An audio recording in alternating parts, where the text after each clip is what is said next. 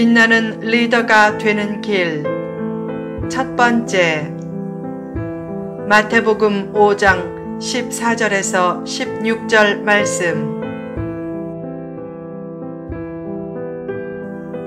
빛을 비추는 삶. 폐병에 걸렸던 일본의 미우라 아야코 여사는 나중에 척추 카리에스로 13년간 투병했다. 그녀는 밤낮 병상에 누워 있었지만 오히려 남들에게 주는 삶을 살았다. 간호사와 얼굴이 마주치면 웃어주었고 같은 병실의 환자들을 위해 기도해 주었다. 전신마비로 엽서 한 장 쓰는데 사흘씩 걸려도 지인들에게 계속 격려의 엽서를 써 보냈다.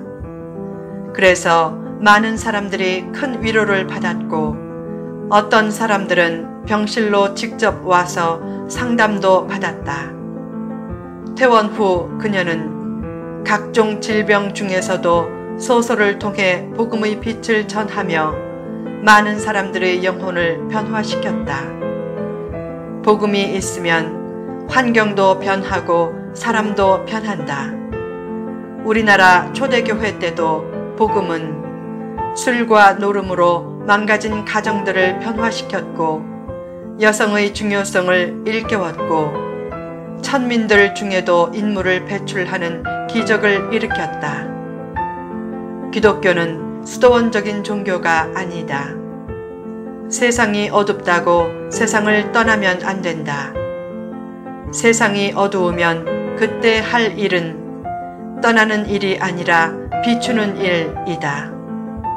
등불은 어두울 때 켠다.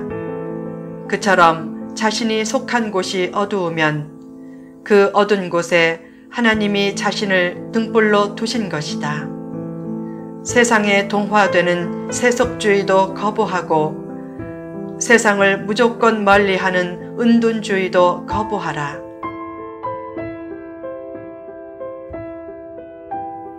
빛된 삶을 사는 비결. 예수님은 너희는 세상의 빛이라 라고 하셨다. 이 말씀은 세상의 어둠을 전제로 한 말씀이다. 세상의 어둠은 내일의 축복을 위한 준비 과정이다. 그 과정이 길다고 낙심하지 말라. 지금도 여전히 우리는 하나님과 사람으로부터 사랑의 빚을 지고 있다. 그 사랑의 빚을 생명의 빛과 세상의 빛으로 승화시키라. 세상의 빛으로 살려면 어떻게 해야 하는가? 1. 주님의 반사체가 되라. 달이 태양의 빛을 반사해 빛을 내듯이 성도는 하나님의 아들의 빛을 반사해내는 반사체다. 교회에 나온다고 빛이 되지 않는다. 빛이신 주님 안에 있고 주님만 바라보아야 그 인생이 빛나고 인생 사고의 가능성이 현저히 줄어든다. 쥐를 독 안에 넣고 뚜껑을 닫아 흑암 속에 두면 3분 만에 죽지만 독에 바늘구멍만한 구멍이라도 뚫어서 빛을 비추면 먹을 것이 없어도 36시간은 산다. 한 줄기 빛이 그처럼 중요하다. 더 나아가 인생을 살리는 주님의 빛이 있으면 결국 승리하기에 자신이 할 일을 다 하는 것보다 주님을 의지하는 것이 더 중요하다. 아프리카 개척 선교사 호치키스는 이렇게 말했다. 저는 40년을 아프리카에서 혼자 살면서 39번 열병으로 고생했고 코뿔소 무리에게 수없이 습격당했습니다. 그러나 주님을 전하는 기쁨과 열정이 어려움을 헤쳐나갈 힘을 주었습니다. 열정은 합리적인 이유를 초월해 좋아하는 것이다. 누군가를 미치도록 사랑함으로 매일 그 사람 생각으로도 모자라서 그 사람 때문에 영혼이 빛나는 느낌도 생긴다. 그처럼 열정은 영혼을 빛나게 하고 어떤 목표에 도달하도록 큰 대가를 치르게 한다. 하나님이 주신 사명을 향한 거룩한 열정을 가지고 땀을 흘리며 늘 정직과 성실을 벗으로 삼으라. 아무리 친한 벗도 나의 정직과 성실만큼 나를 돕지 못한다. 사람은 신용을 이룰 때 가장 비참해진다. 무수한 말보다 성실하고 열정적인 땀이 더 마음을 움직인다. 하나님이 주신 사명을 가지고 거룩한 열정을 가지고 나아가면 그 영혼은 누구보다도 빛나는 영혼이 된다.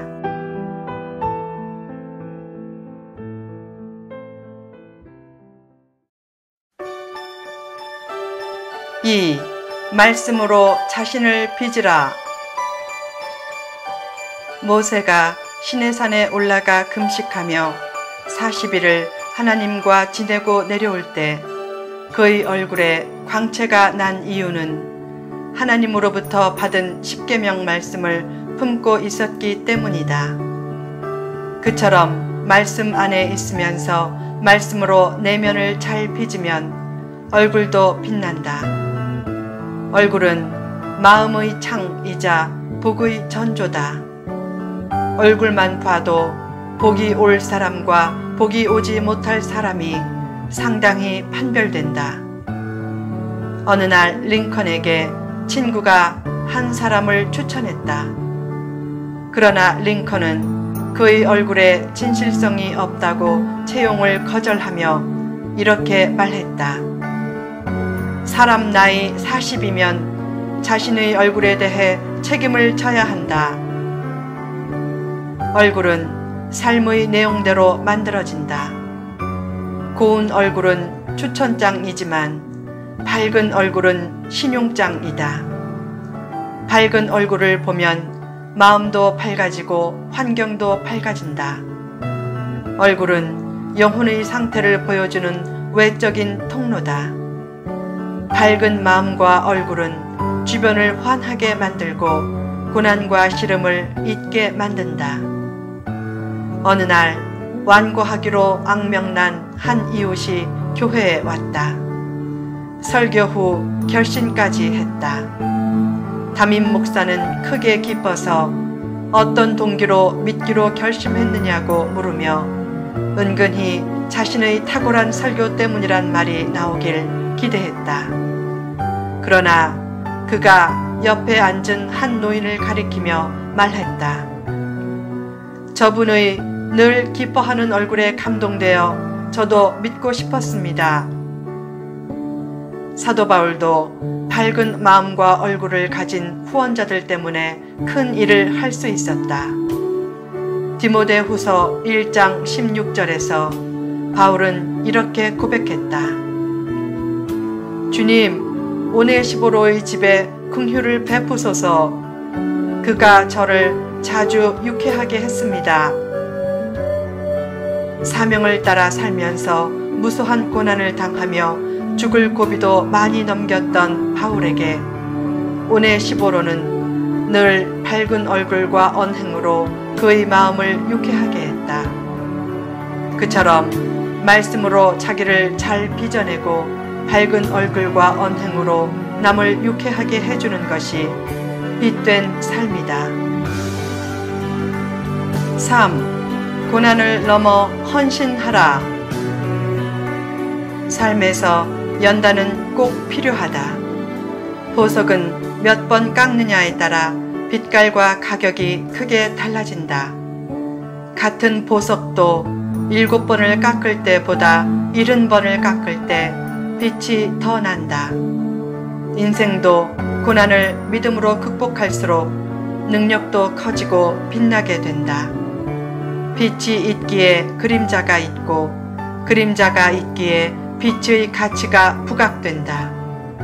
그림자가 있다는 것은 가까운 어딘가에 빛이 있다는 뜻이다. 사람은 고난과 실패가 있어야 바른 길을 간다. 자녀를 온실에서만 키우고 군대도 보내지 않으면 정신적인 불구가 된다. 고생도 해봐야 인격도 빛난다. 낮에도 별은 있지만 너무 환해서 별빛을 볼 수 없다. 그러나 밤이 되면 영롱한 별빛이 보인다. 그처럼 고난은 진리의 빛을 보게 한다.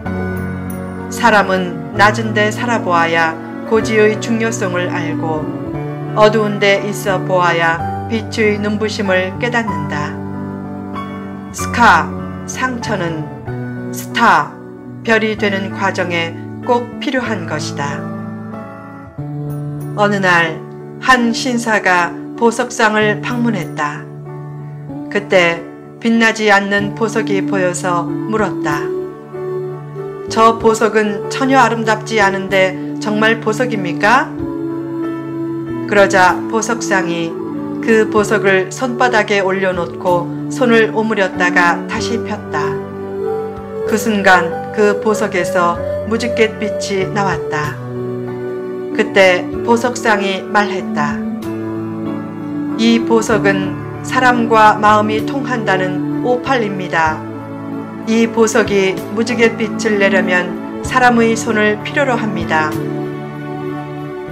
인생도 오팔 보석과 같다. 사랑의 손길이 있으면 그 손길을 받는 인생도 빛나지만 그 손길을 베푸는 인생은 더욱 빛난다. 힘써 사랑의 손길을 베풀며 헌신하고 더욱 선교와 구제에 힘쓰면 세상 사람들은 그의 행동하는 믿음을 보고 하나님을 찾게 된다. 하나님이 사람들을 다르게 창조한 것은 서로의 장점으로 도우며 살라는 뜻이다. 세상에 어둠이 있는 것은 어둠을 보고 불평하라는 뜻이 아니라 그 속에서 빛나는 삶을 살라는 뜻이다. 어느 날 꾀꼬리가 불평했다. 하나님, 개구리가 너무 울어서 노래할 수 없어요. 그때 하나님이 말씀했다. 꾀꼬라, 내가 노래하지 않으니까 개구리 소리가 더 크게 들리는 거야. 실망하지 말고 힘껏 노래를 불러봐. 세상이 어둡다고 자신마저 빛된 삶을 포기하면 어둠은 더 크게 느껴지지만 자기 자리에서 힘써 작은 빛이라도 비추면 곧 어둠은 사라진다. 후편에 계속됩니다.